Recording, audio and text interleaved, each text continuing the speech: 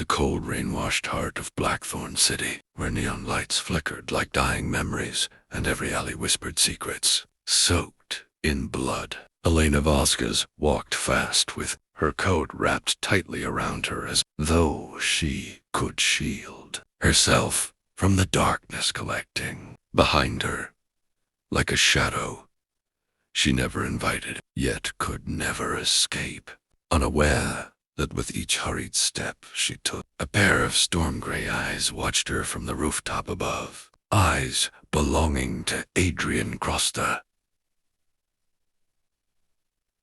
man known across the city as the Rosekiller, a name whispered with fear by criminals and fascination by the public, but unknown to Elena. He had followed her, not to harm her, but because something in her fierce spirit, in the way she fought for truth with a stubborn fire he thought the world had extinguished long ago, had awakened something buried deep inside his fractured soul, something dangerously close to love, something he didn't understand and didn't trust, yet couldn't walk away from, no matter how much blood coated his hands. Oh, how many ghosts whispered in his ears at night that men like him didn't deserve a heart capable of wanting someone like her. She had caught his attention months earlier, when she exposed a politician who was beating his wife, and Adrian had lingered in the courtroom's shadows, watching her rip into that man with the sharpness of a blade forged from justice. And for the first time in years he felt warmth crack through his frozen chest, a feeling he despised because love to him was an open wound that never healed. But he returned the next day, and the next, following her home from a distance, protecting her, without her knowledge. And tonight, as she unlocked her apartment door, only to find the lock damaged and the silence inside too heavy to ignore, she felt a chill race down her spine. Before she stepped into her dimly lit living room, her senses screaming that she wasn't alone, and she reached for her pepper spray, just as a calm, low voice emerged from the darkness saying, "You don't need that." And she spun around, pulse hammering, eyes widening as Adrian stepped into the faint light, with his hood pushed back just enough for her to see the sharp, striking lines of his face that looked carved from danger and mystery. And though fear pulsed in her veins, curiosity threaded through it, because something about him didn't match the threat she expected. When she demanded his name, he only said it didn't matter. What mattered was that she wasn't safe, because the cart leader she was investigating, Delgado, had sent men to her apartment an hour earlier, and when she asked how he knew, he answered with quiet intensity that he had been watching her, which sent another shiver down her spine, a mix of terror and a strange, electric pull she didn't know how to define. And he confessed he copied her key because her hiding spot was sterile. She pieced the puzzle together. The protective stalking, the knowledge of criminals, the shadowy presence that all felt nearby during her investigations. With dawning horror, she whispered, "You're him, the Rose Killer." And though the city trembled at that name, Adrian did not flinch, did not deny it, only watched her with eyes that held storms and stories she didn't yet understand. And she backed up, telling him killing people didn't make him a hero. And he murmured that he wasn't a hero, but he wasn't wrong either, that he killed men who hurt women because someone had to. The law failed too often. And as their gazes locked, something dangerous and magnetic coiled between them. And over the next few days, despite the fear she felt, she realized Adrian was always there when danger lurked. When a hitman tried grabbing her behind the newsroom, Adrian appeared out of nowhere, like a living shadow, breaking the man's arm with terrifying efficiency. When someone tampered with her car brakes, Adrian was already there, telling her not to drive. When she wandered into a dark alley, unaware of a man following her, Adrian dragged the stalker into the darkness and left him unconscious at her feet. And though she wanted to hate him, though she wanted to push him away, she couldn't ignore the undeniable truth that he was the reason she was still alive, and that his presence, terrifying yet strangely comforting, was becoming something she craved in secret. Moments she refused to admit even to herself, as she found herself watching shadows, hoping he'd emerge from them. And on the night he returned to her door after saving her yet again, she tried to sound furious as she asked if he planned to break in every night, and he calmly replied that the key under her flower pot made that unnecessary. And despite how outrageous it was, she felt her heartbeat slip into a rhythm she couldn't control when he stepped closer, the air between them alive with an electricity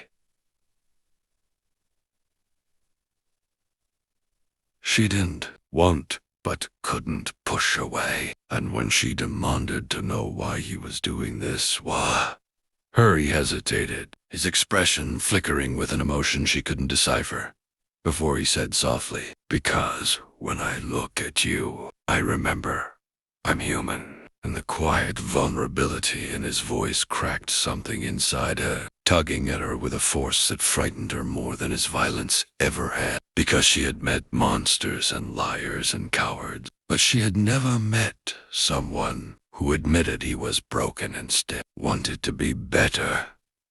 If only for her. And she whispered he couldn't be in her life, that people like him and people like her didn't belong together. And Adrian's jaw clenched as though the words stabbed somewhere deep, but he nodded, as if he expected it, because men like him never expected to be loved. Yet when he turned to leave, something inside her panicked at the thought of losing him, and her hand shot out to catch his wrist, without thinking, the warmth of his skin startling her as she breathed out the word that changed everything: "Stay." And in that moment, the shadows around him seemed to soften, as though her voice alone had the power to pull him out of the darkness he'd been drowning in for years. And what followed in the days after was not a romance made of flowers and sunshine, but something raw and jagged and achingly real. She lectured him about morality as he taught her how to disarm a knife attacker. She called him a murderer during arguments that left her breathless, and he called her naive, but secretly admired her hope because it reminded him of a world that hadn't always been cruel. She pushed him to believe that not every woman needed saving, and he pushed her to see the world through the eyes of someone who had never been protected. And slowly, painfully, inevitably, they fell into each other in stolen moments that neither of them could explain.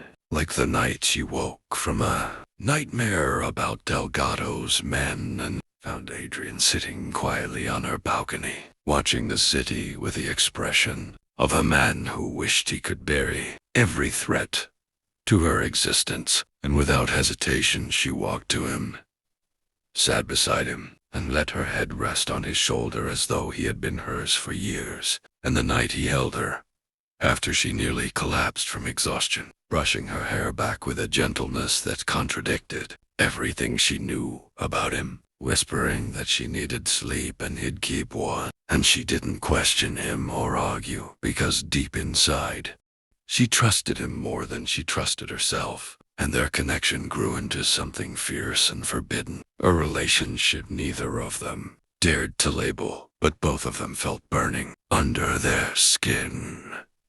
So when the day came that Delgado finally made his move, sending armed men to ambush Elena, In a parking garage, Adrian appeared with a fury she had never seen, taking down the attackers with calculated brutality. Each movement swift, deadly, precise, and when the last man fell, Adrian turned to her with blood staining his knuckles and fear burning in his eyes, not fear of the fight, but fear of her being hurt, fear of losing her. And as he cupped her face, his breath ragged, he said, "You can't keep doing this, Elena." And she whispered, "You're killing your soul." And he murmured, "You are my soul," before pulling her into a kiss that ignited something reckless and consuming between them. A kiss that tasted like danger and salvation intertwined. A kiss that made her realize she had crossed a line she could never uncross. Because loving him meant tethering herself to a man made of shadows and scars. A man who could destroy her or save her, depending on which side of his fractured hearts he touched. And for Adrian, the kiss was both damnation and freedom, because loving her meant he could no longer justify the blood on his hands, yet he would spill oceans of it if it meant keeping her alive. Delgado taunting Adrian that love made him weak, made him human, made him sloppy, and Adrian slammed Delgado. S.A. head into concrete with a growl that echoed off the walls as he hissed through clenched teeth. That love didn't make him weak, it made him unstoppable. And with one final, vicious move, he snapped Delgado's neck, the sound sharp and final as thunder, before he stumbled back toward Elena, blood dripping down his side from a stab wound he hadn't even reacted to during the fight, and she cried out as he collapsed to his knees, reaching for her with trembling hands, and she sobbed, "Don't you dare die, Adrian," while trying to untie herself with shaking fingers. But he touched her cheek with a soft, broken smile as he whispered, "If I die, at least I knew what love felt like, even for a moment."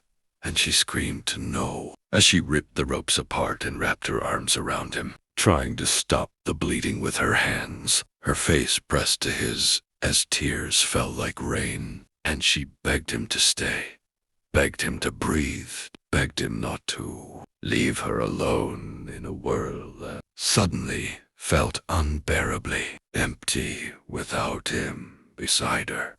And as she held him, her tears mixing with the blood on his skin, Adrian forced himself to stay conscious, clinging to the sound of her voice, like it was the only lifeline tethering him to a world he had never thought he deserved, whispering her name again and again as though the syllables alone kept his heart beating. And when she finally managed to drag him up enough to lean his weight against her, she half-carried, half-pulled him out of the warehouse, her body straining but her determination burning brighter than any fear, because losing him was a pain she refused to feel, a wound she refused to let exist. And as they stumbled into the cold night, she screamed for help, her voice cracking in desperation, until an older couple driving past stopped and rushed toward them,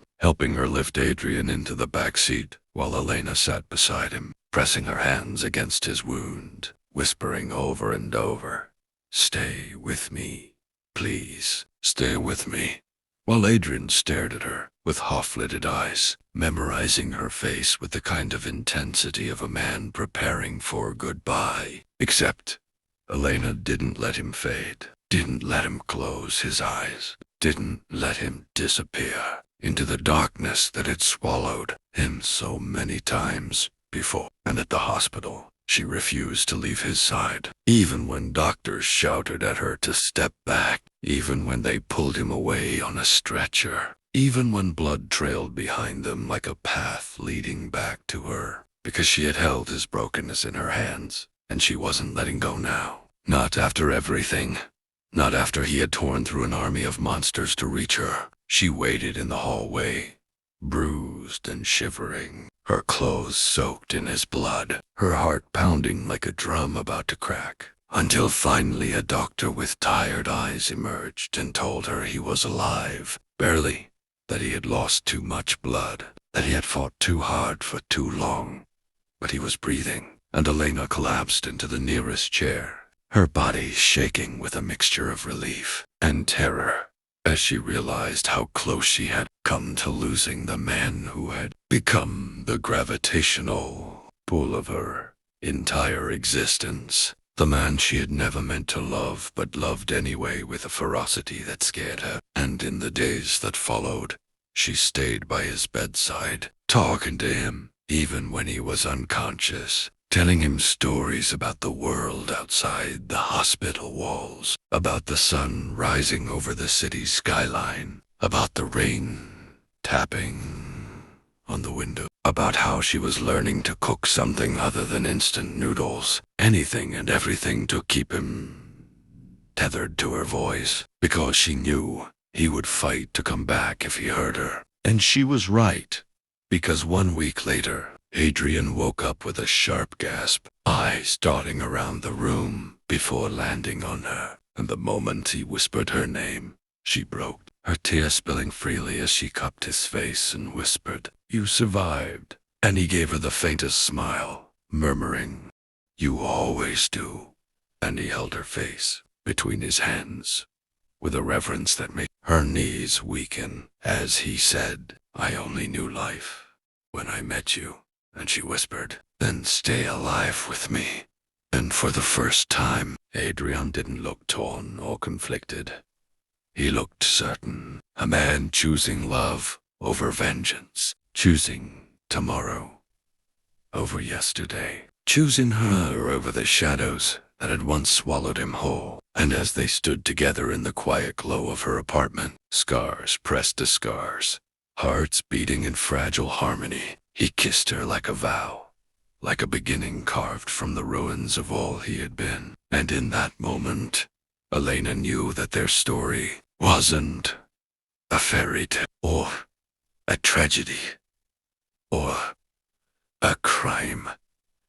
It was a collision of darkness and light, a love born from blood and fire, a bond stronger than fear, more dangerous than fate, and more beautiful than anything either of them had ever dared to hope for. And as Adrian whispered against her lips that he was done killing, done running, done hiding, but would always protect her with every breath he had left, Elena believed him, not because he was a hero or because he had changed overnight, but because love real, wild, imperfect love had finally given him a reason to choose life over death, healing over destruction, her over the shadows, and together they stood on the precipice of a future neither understood, but both were willing to fight for. Two broken souls, no longer searching for peace in the darkness, but in each other, bound not by fear or violence or fate, but by the kind of love that resurrects even the most shattered of men.